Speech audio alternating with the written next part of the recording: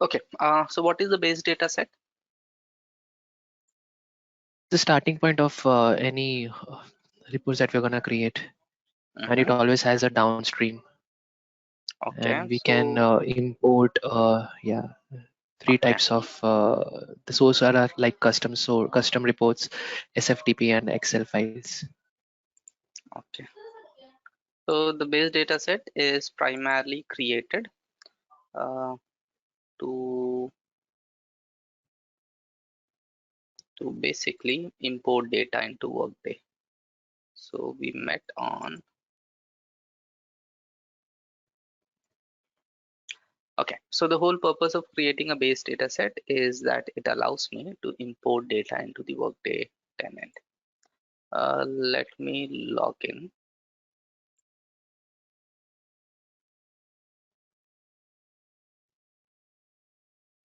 So I'm proxying as Logan McNeil.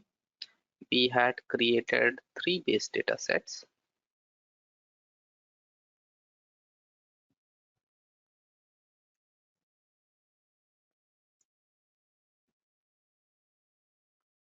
One to import the company structure, the other one to import the supervisory structure, and the third one was basically to import the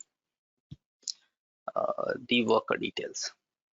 Okay, so let's go to the data catalog.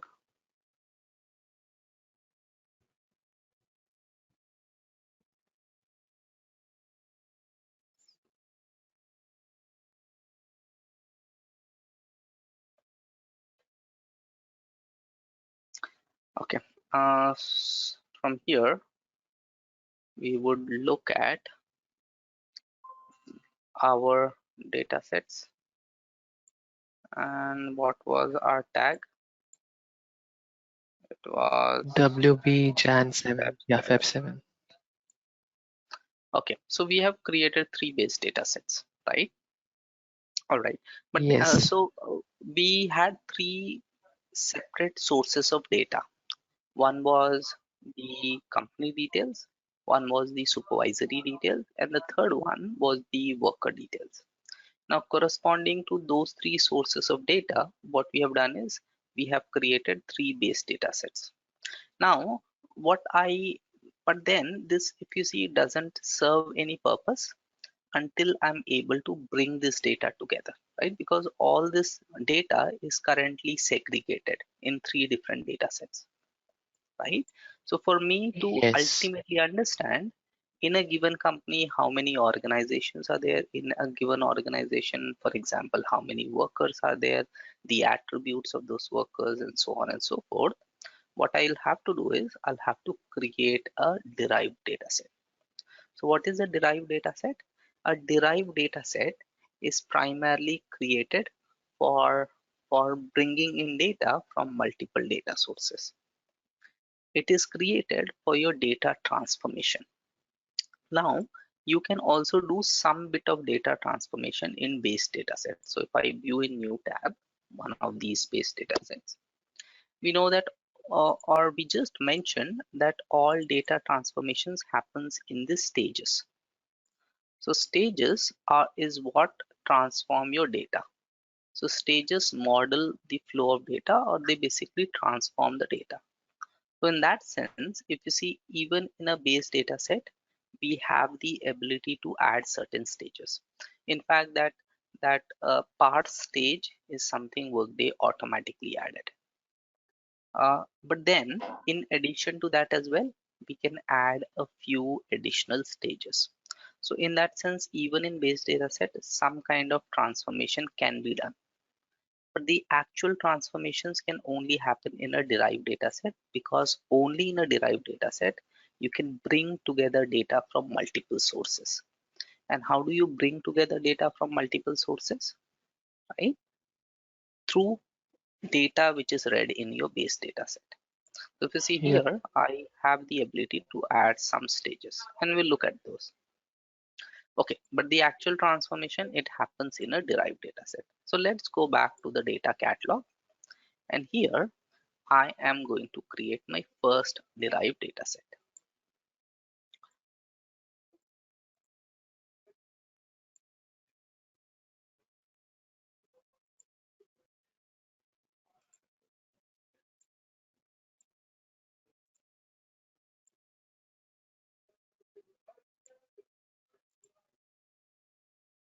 Okay, so derived data set. What is a derived data set? A derived data set is based on one or more existing tables or data sets. So tables, we'll talk about that later, right? But for now, a derived data set is basically created using one or more existing tables or data sets. These data sets could be base data sets or it could be other derived data sets. All right. Okay. Now, so the source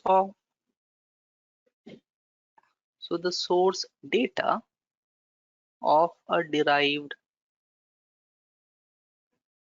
data set comes from the output of existing tables or data sets, right? So when we create a base data set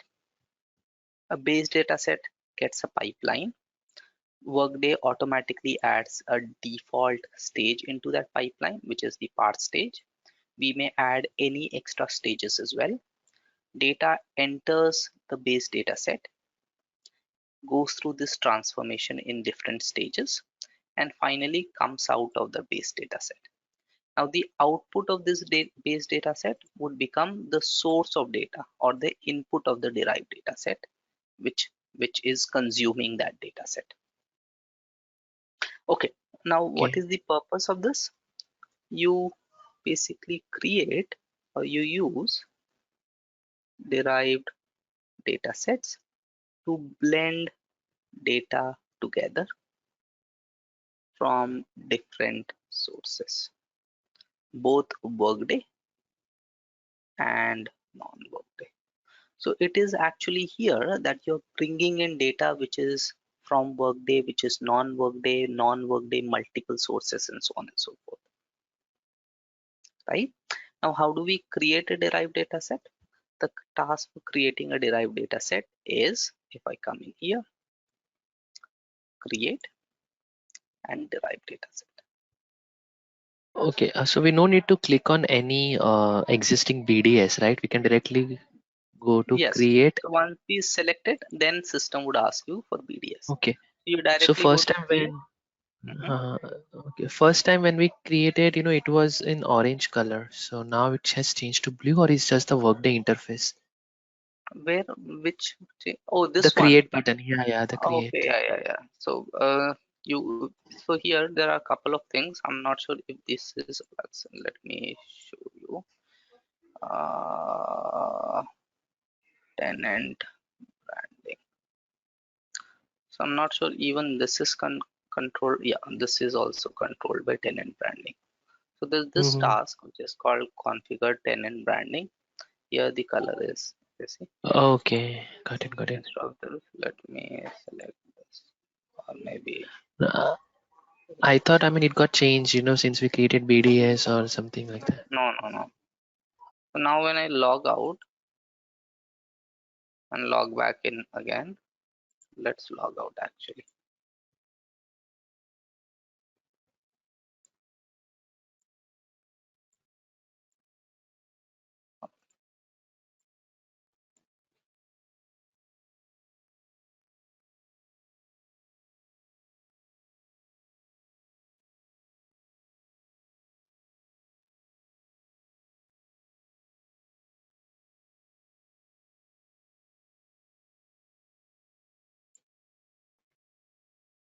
Oh, it's still yellow here. Okay, I'm not sure, but Yeah. you don't have the ability to change individually. It still Oh, must okay, okay. come somewhere. Okay, any which ways. So create and create a derived data set, right? Now, when you create a derived data set, that's when system would ask you which of the base data sets you want to use to create a derived data set. Said we saw that the moment we created our base data set, Workday automatically added the primary pipeline. right? So Yep. Workday automatically added the primary pipeline. Here I have mentioned that a derived data set can consist of multiple tables or data sets. So the moment you select the first base data set, if you see, when I'm creating this derived data set, the first table, the first base data set, or the first derived data set that I select, that becomes the primary pipeline for this derived data set that I'm creating. Okay. So what is the Okay. primary So we'll have to pipeline? The choose it primary, carefully. right, exactly. So the Okay. primary pipeline is simply the primary source of data, but it can get data from multiple sources. Okay, so in that case, let me ask you this. Which of these, so if you see, I have the company structure. Within company, I have supervisory details, and within supervisory, I have the worker details. So which one do you think should be my primary pipeline? It should be company details. Yeah, so it should be company details because ultimately what I need is for this company, I want to extract all the data, The right? supervisory organ worker details. Right, and worker Yep. details. So the pipeline you choose. So now I'm coming here, creating a derived data set. I'm searching for it, and this becomes my primary pipeline. So the moment I select it, system would ask me for a name, and I'm calling it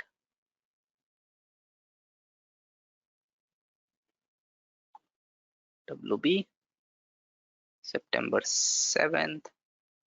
This is my TDS 01. I'm creating it. I'm just calling it. This is my level 1, and this has my company details. So I'm just calling it company details. Okay, tags, I would link it to the tag that I created earlier. I can give some description if I want to. And okay, now this is all I need to do. The moment I do that, system would create my derived data set. Now this derived data set would basically have all the data which is coming from the base data set. What is that base data set? Basically the company details. So if I click on edit, if you see here, Workday has automatically added the primary pipeline, right? But more importantly,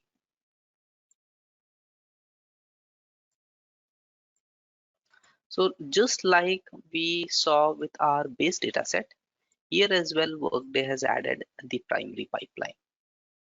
But the difference is here, When we create a base data set, we'll get the parse stage, and when we create a derived data set, our primary pipeline would be import. the first stage of the primary pipeline is import, right? Import, yeah, Here, got it. right here, the first stage. Let me go back to the data catalog. So in a base data set, the first stage is basically, so if I take this as my base data set and view it in new tab. So here, one more thing, if you see now this base data set is imported by this derived data set, right?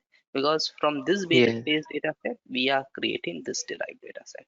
So this base data set is imported by this derived data set. Okay, now let's look at this base data set. Now here again, system has added the primary pipeline. System has added a stage within that primary pipeline, and as you mentioned, that stage is the part stage, whereas here that stage is the import stage. But you'll also see another difference, and that is, let's this load.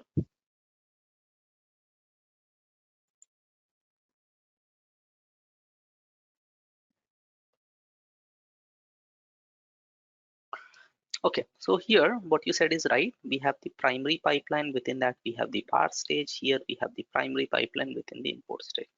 But the second difference is here, if you see, there's no change pipeline option, whereas here there's an option to change pipeline. Now what does it convey, Yes. right? We have already mentioned that a base data set can only have one pipeline, which is basically its primary pipeline. Because a derived data set can have multiple pipelines, which is in addition to the primary pipeline, it is just asking me which other pipeline do you want to see. Though at this point in time, there's no other pipeline. So when I click here, it only shows me that there is one pipeline. If I want, I can add a new pipeline as well, right? Whereas on a base data set, I don't have that option. The second thing, so the output, so the part stage is the output of the primary pipeline. The output of the primary pipeline is the output of the entire data set. And the output of this data set, if you see, is the import or the input of this data set. So the Data set, yeah. data that I have here has been imported in here. And if I go in here now and click on view lineage, I'll see a lineage has been created. What is that lineage? That this So, data set is being imported into this data set, so there's a downstream trend right? from From BDS to here, DDS. so Okay. from BD for this BDS, this is the downstream uh, dependency. For this DDS, this BDS is the upstream dependency. So there's Yeah. a two-way dependency, right? Okay, so now let's go ahead and look at the import and the part stage in a bit more detail. Okay, we already know some of these aspects. So when a data set is created, Workday automatically creates a primary pipeline. Afterwards, any number of additional pipelines can be added by importing other tables and data sets,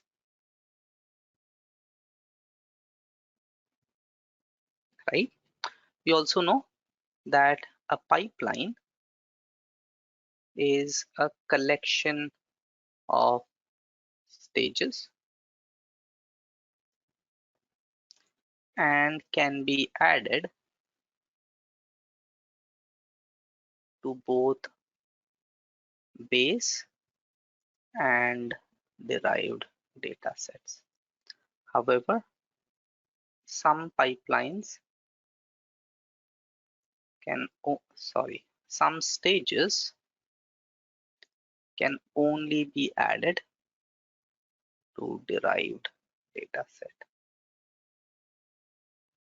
So if we go into the tenant now and look at this derived data set, when I click on stage, you'll see this list of stages that I can add is many more. Whereas on this data set, I can only add certain stages. So though we can Yes. add stages in both base and derived data sets, some stages are only applicable on derived data set. Okay, now let's talk about the part stage.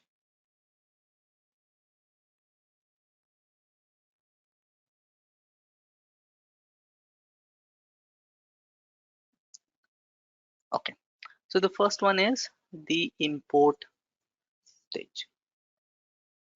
So Workday automatically adds import stage, right, as the first stage of every derived data set,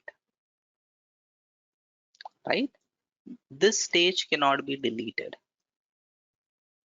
We'll see later as we add more stages that other stages can be deleted if you have added them. But an import stage or a part stage cannot be deleted. So Workday adds an import stage for every derived dataset because it is simply importing data from other datasets or other tables. Okay, so if I go back, you see that I do not have an ability to either delete a part stage or delete an import stage.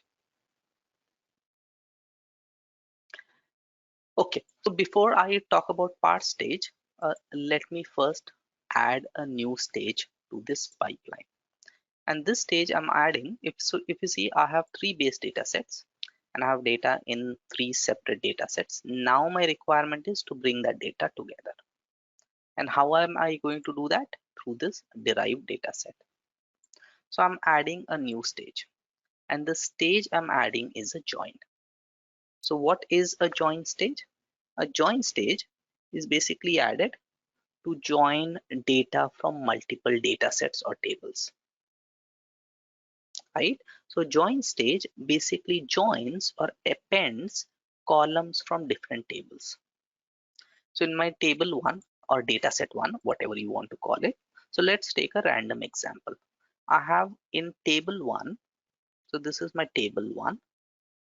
It has, let's say, worker name, worker date of birth, or let's say I have worker's ID, worker's name, and I have date of birth. Okay, so for first employee, the ID is, let's say, E01, then I have E02 and E03. So table 1 is my employee master.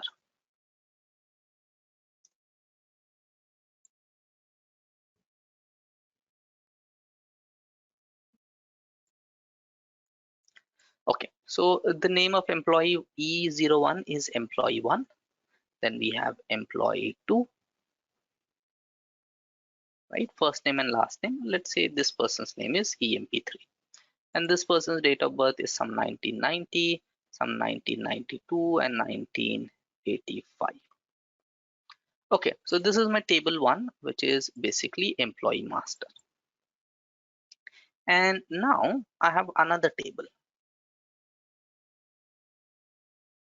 which is my table 2, which is, let's say, asset master. Okay, here I have the asset ID, the asset name, right? And the employee to whom the asset is assigned, or the employee to whom it is tagged. I'll just say EMP tag. So my first asset ID is, let's say, A01, and then I have A02, and then A03. My asset 1 is, let's say, a laptop, and this asset is assigned to, let's assume, E01, right? So this asset A01 has been allocated to my employee E01. All right. Similarly, I have asset 02, which is, let's assume, uh, uh, uh, keyboard, right, or a headset. This is also allocated to E01. Okay, then again I have A01 asset, which is, again, we know, a laptop, allocated to E02.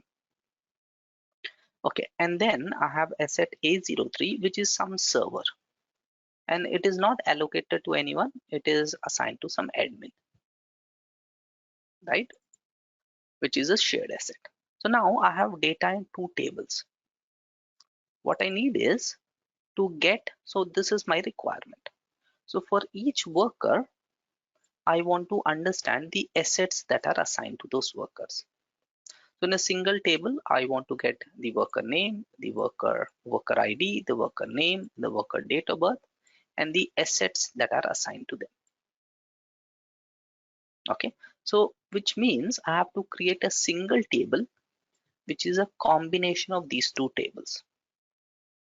And how do I create a single table which has cells from multiple tables or columns from multiple tables? I do that by adding a join stage.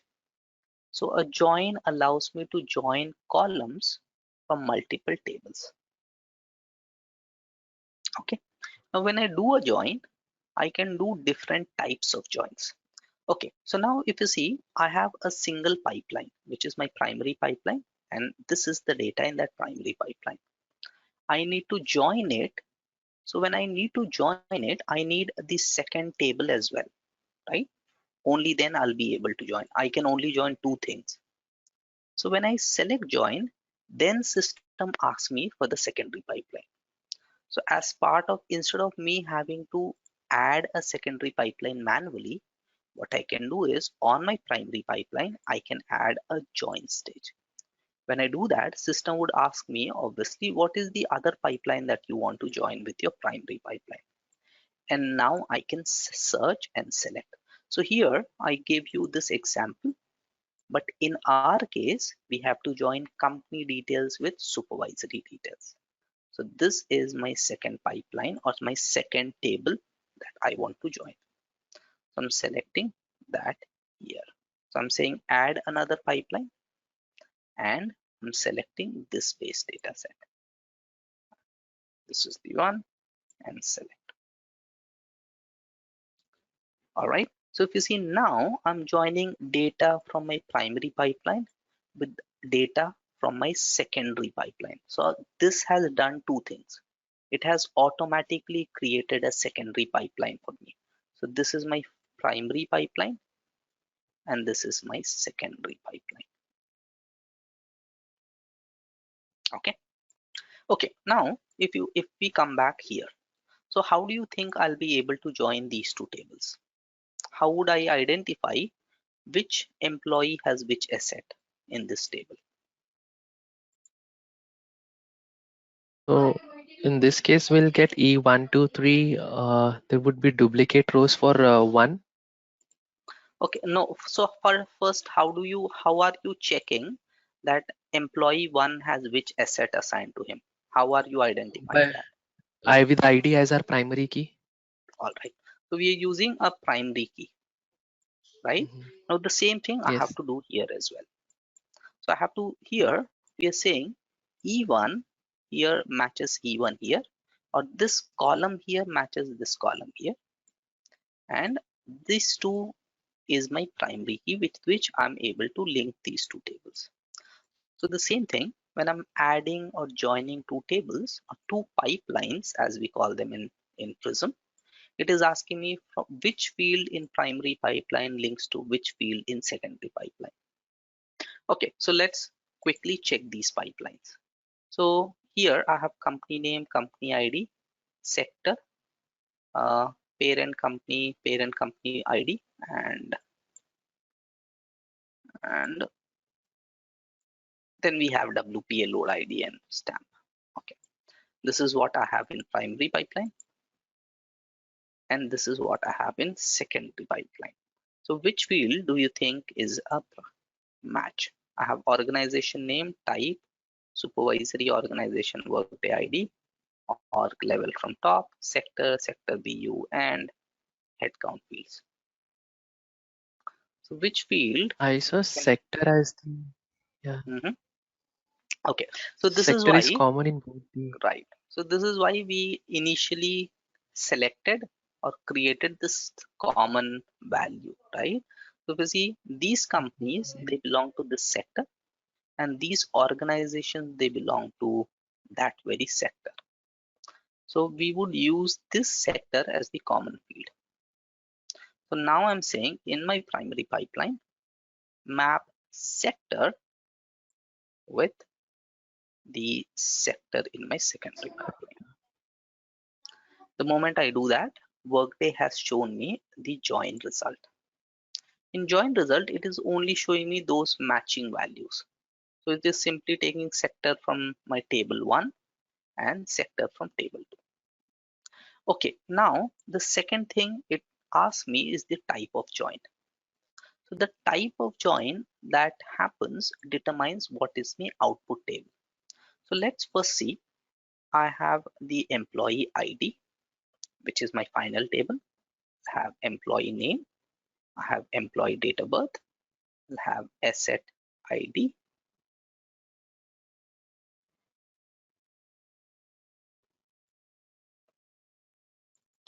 I'll have asset name.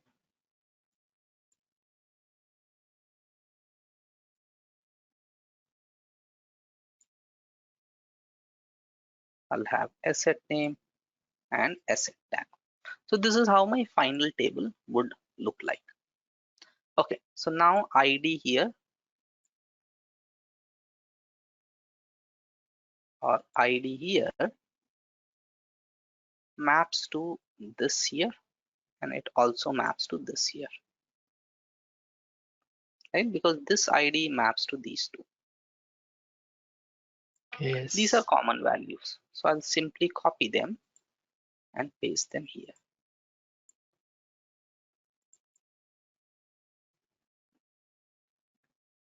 right? So this is how a single row from here maps to two rows from here. Okay, similarly, I have E02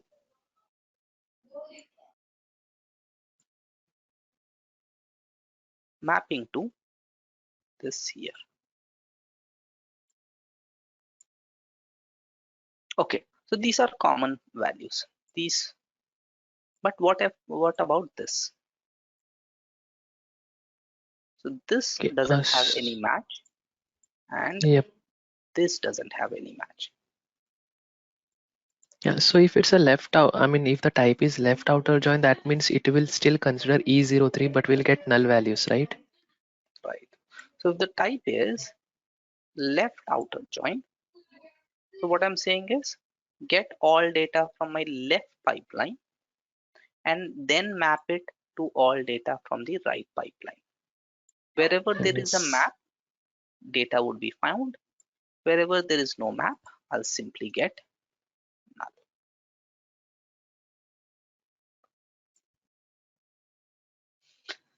All right. Okay. So what other types of joins are there?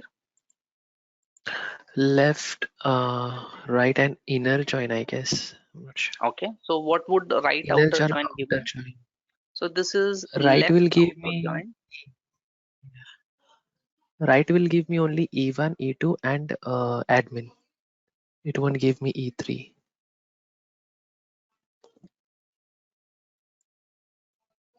So this is a left outer join. Okay. What would right outer give me? Right will give me E1, E2, and admin. E1, E2, admin. But do we have admin here? No, so it will give us null, right? Okay.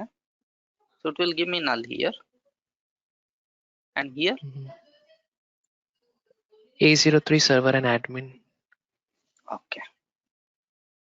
And then we have, I guess, inner join, Mm-hmm. which will give us the combination, I mean, unique values. Like it will give us only E1 and E2. It won't pull E03 and admin, So inner join would only give me that data which which is has available a in both the data combination, right? tables. So it only gives me combination. So inner join will not give me this row at all. And what is outer join? Yes. Full outer join.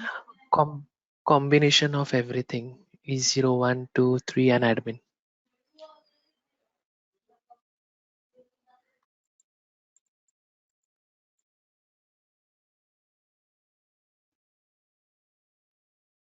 So it is also known as full outer join or simply outer join. So that will give me this as well as this.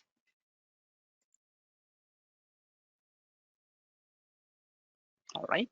So it basically the type of join that I do determines what kind of data is returned. Okay. All right. That is perfect. So here I want to, the default join type is left outer join, which means system would check the matching values from left table and then map it to the mapping values from right table. Wherever there is no mapping value in the right table, it simply gets null. Okay, the next thing that I'll have to select which fields from primary pipeline should be included and which fields from the secondary pipeline should be included. Okay, so now by default what we have done is we have included all fields from primary pipeline, all fields from or all columns from secondary pipeline. But do you think we could have avoided some of these or any one of these columns? No, I mean, it depends on a requirement, right? I mean, in this case, we can consider all the columns. right? Or yeah, so in this case we can probably consider all the columns because we have admin which is unique here, but most probably I could have avoided this, right? Because employee one and these IDs are actually mapping these values. Okay. So especially in left outer join, we can avoid the one of these columns, right? Because if you see, it has exactly the same data as it's here, right? This is simply a Mhm. duplicate. Or if I come here, if you see the sector here, which is what is joining to sector in my secondary table, and they are exact duplicates, right? Except for where there is no value at all.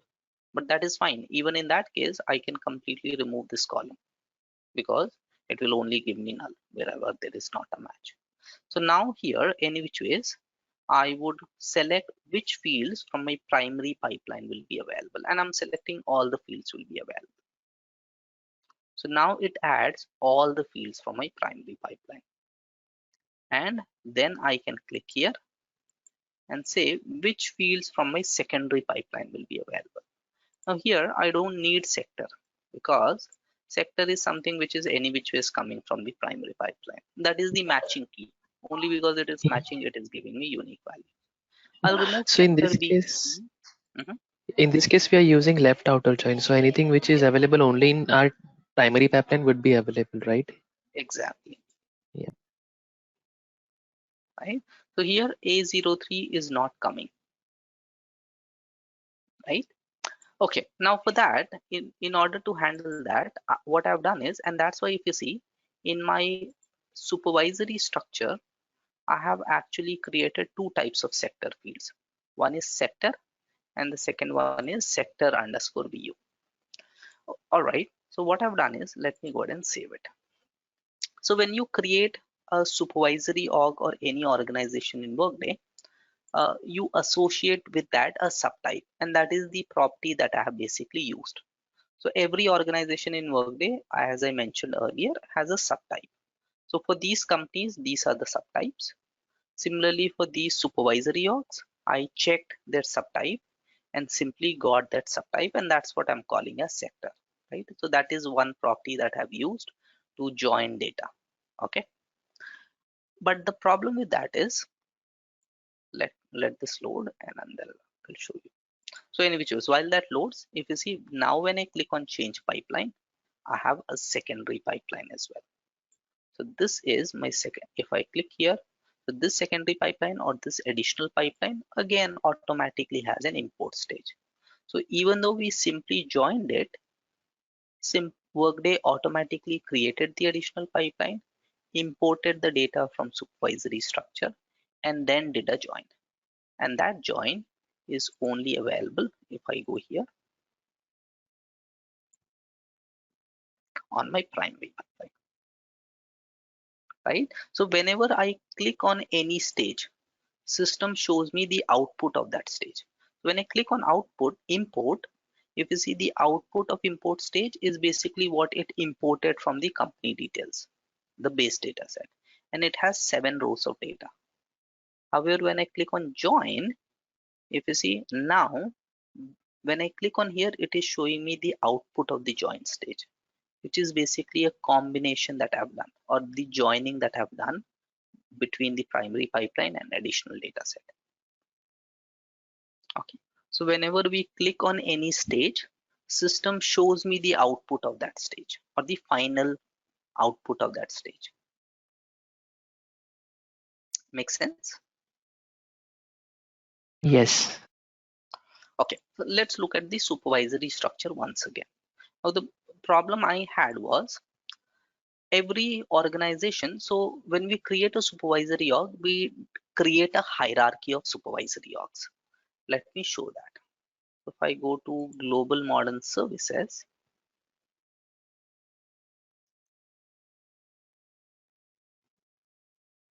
okay. So the global modern services is a supervisory org, which is at the top. So if I go to org chart and here under global modern services, this is the subtype company. So in here, in this first column, I'm basically getting the subtype of that particular organization. So for information and technology, the subtype is IT, which I can see in the details.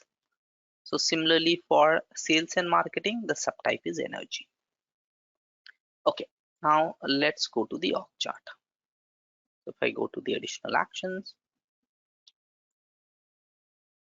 so this is again, this nothing right or wrong. This is the approach that I have used to handle the data. Okay. Okay, now under GMS, if you see, I have executive management group, altitude corporation, which are all at level 2. So altitude corporation, company Z, executive management group, HANA Cloud 1, these are all level 2. And these are the subtypes of these organizations. Now under level 2, I have my level 3. So if I go ahead and expand executive management group, under it, if you see level 3, I have global talent, human resources, information technology, so IT, uh, human resources, finance and administration, information technology, operations, so on and so forth. Okay, so here I have basically received or extracted the subtype associated with the organization.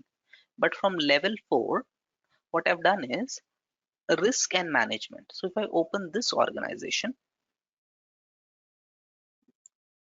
so risk and management, here it shows the subtype is division and sector underscore BU is life sciences. So where is life sciences? Life sciences is, where is life sciences? Finance and administration. Yep. So let me expand finance and administration. Where is finance and administration? Here. So under finance and administration, we have risk management, right? So basically what I'm trying to do is which business unit these organizations belong to. So if I open risk and management, if you see, let me open it.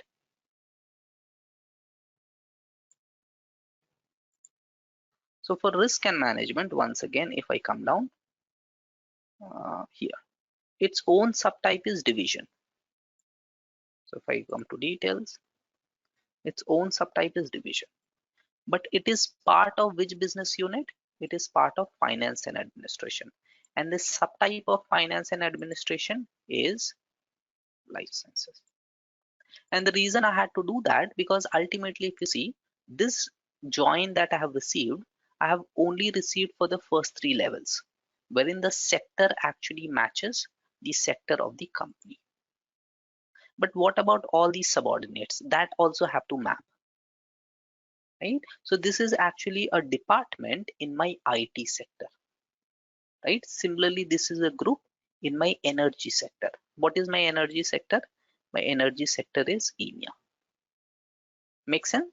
So that is why I had to create 2 different columns. One was sector, and for lower level from 4, 5, 6, 7, all these subordinates, I'm also extracting the sector of the business unit that these organizations belong to.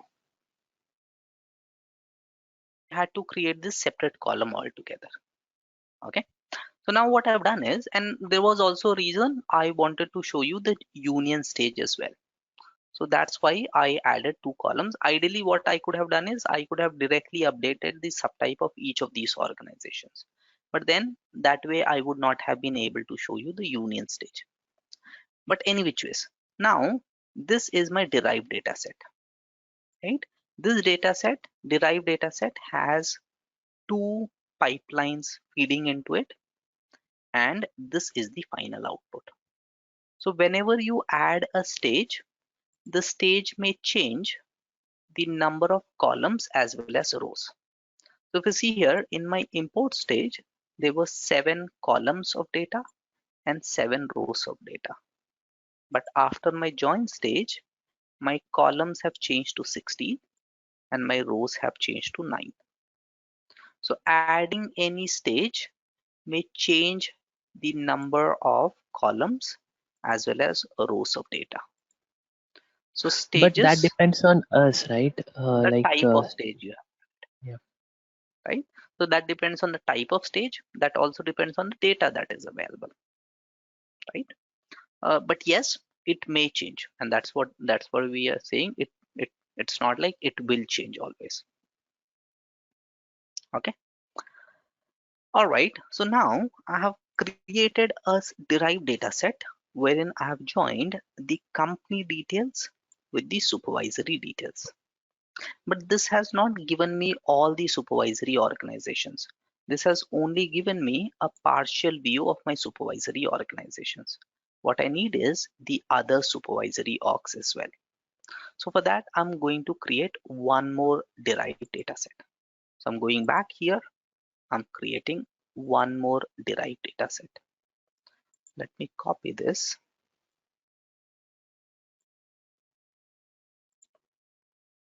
Derived data set. This derived data set, I want to again build it from WB Feb 7th. Again, I am selecting company details as my primary pipeline. Select. I want to call it DDS02. Link it to the WB September 7th and save this.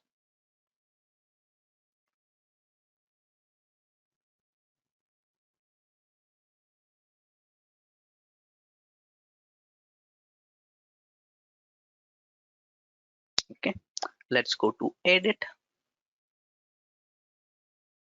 Workday has added the import stage. Now I already have the join between the company and the supervisory organizations based on this sector, which is up to level 3. What I need is also to identify which company and which of these subordinate levels are mapped. So for that, I'm adding once again a join stage. Again, I have to select another pipeline, and the pipeline that I select is once again supervisory organizations. To WB Feb 7th supervisory organizations and select. Once again, system would ask me which primary pipeline. So my primary pipeline field remains the same, sector, but this time I want to map it not directly with sector, but sector underscore BU. So this is where I'm mapping it. Earlier I had mapped it with sector. And I want to select all the fields from my primary pipeline, from my secondary pipeline.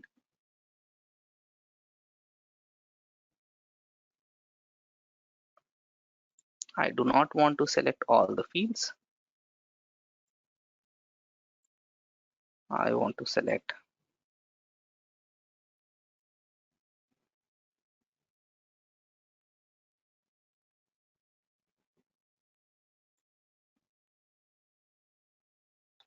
sect, right? Because this is something which is already coming in, and I'll say done. So now if you see, I have all of my data mapped, but in two different derived data sets. In DDS01, I have these companies mapped to these supervisory organizations, and in DDS02, again I have the companies, but this time they are mapped to all these subordinate supervisory organizations, which are at level 4 and 5 and 6 and 7. So here the number of rows are much more. Here I only got some 7 or 8 rows. Make sense? Yes. Okay. Now if you see, I have data. Now I have managed to join my data, but that data is segregated across two different derived data sets. So I have DDS01, which has the mapping of companies with the supervisory orgs in the first 3 levels. And then I have DDS02, which has the mapping of companies in the supervisory org in the subordinate levels, level 4 and 5 and 6 and 7 and so on and so forth. So earlier I had combined columns from two different tables.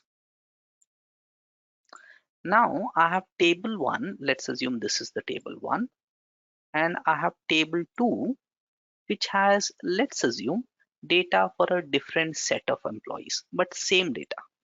So this is my table 2 which has data for E04 and let's say E05, and let's assume E05 and E06. I'm just taking some random values. Let's not consider this. We don't need this anymore.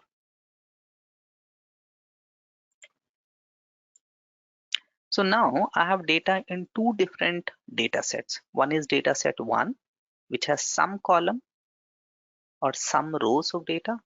One is derived data set 02, which has other rows. What I need is to create a single table, basically by joining all this data together. So this is what I ultimately need. So how do I do that? By creating a union stage. So union allows me to, as the name suggests, it allows me to add rows from one table to rows from another table, right? Whereas join, it primarily deals with joining columns of one table with columns of other table. In the process of doing this join, there may be additional rows that are added. Okay.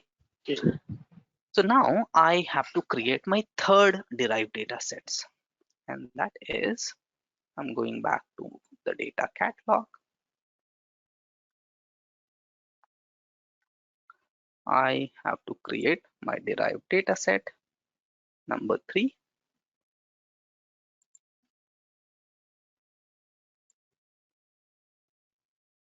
I want to take this as the primary pipeline. Select it. I would simply call it